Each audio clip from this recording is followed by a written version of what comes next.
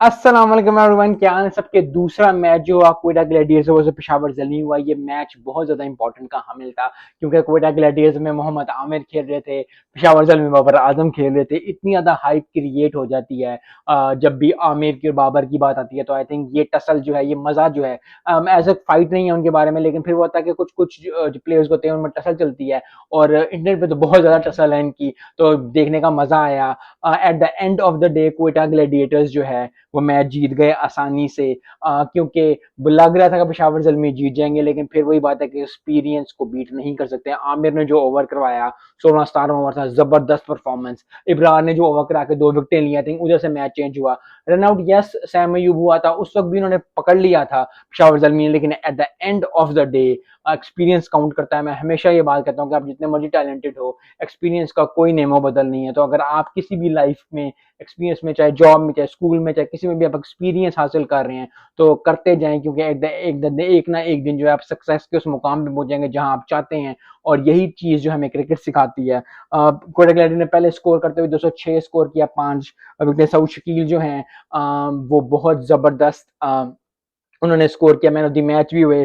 74 score किया, I think 47 गेंदों पे, यही जो है हमें चाहिए था। बाबर आजम ने अच्छा स्कोर किया, 42 गेंदों पे 68 स्कोर किया। आई थिंक लगभग दोनों का ही 5-10 स्कोर का डिफरेंस है, लेकिन फिर यही बात होती है कि 14 स्कोर से जो है, 16 स्कोर से जो है वो ग्लैडिएटर्स जो है जीत गए। तो आसिफ अली ने जो है वो 3 गेंदें खेली और 3 गेंदों पे जो है उसने सिर्फ स्कोर किया है 2। अगर वो 2 गेंदों पे 2 छक्के मार देता तो फिर देखें कितना डिफरेंस मिनिमम हो जाता। तो इस तरह के प्लेयर्स हमें चाहिए। हमारे ऊपर के 4-5 सेट, अगर पाकिस्तान टीम की बात कर ली जाए, पहले 4-5 हमारे सेट है, हमारे बॉलर्स 4 सेट हैं, हमें 5-6-7 पे ऐसे क्रूशल प्लेयर्स चाहिए।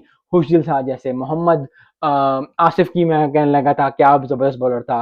कुडूस तो अल्लाह उसको खुश रखे। आसिफ अली जैसे प्लेयर्स, आजम खान जैसे प्लेयर्स, और भी जिस तरह के प्लेयर्स हैं, वो इस तरह के प्लेयर्स हमें बनाने चाहिए जो कि अगर 5 ओवर में 70, 5 ओवर में 80 स्कोर चाहिए तो वो कर सकें और खड़े होकर मार सकें। आई थिंक आसिफ अली के पास, हुजिल शाह के पास, इन जैसे प्लेयर के पास आई थिंक मोमेंटम है। बस थोड़ा सा कॉन्फिडेंस देने की जरूरत है, क्योंकि अगर इनके पास कॉन्फिडेंस आ जाएगा तो बहुत जबरदस्त परफॉर्मेंस होगी। At the end Quetta Gladiators one the match. Peshawar Zalmi जो है वो अपनी पहला ही मैच हार गए, which is not a big deal, क्योंकि अभी बहुत ज्यादा टूर्नामेंट पड़ा है। लेकिन बाबर आजम ने अपनी क्लास दिखाई, जो कि क्लास है। तो बहुत ज्यादा लोग जो हैं वो बाबर आजम कहते हैं कि जी उसने फिर मैच बनाया। मैं हमेशा ये कहता हूँ कि मैच बनाना इंपॉर्टेंट होता है, जो बाबर आजम ने बना दिया था।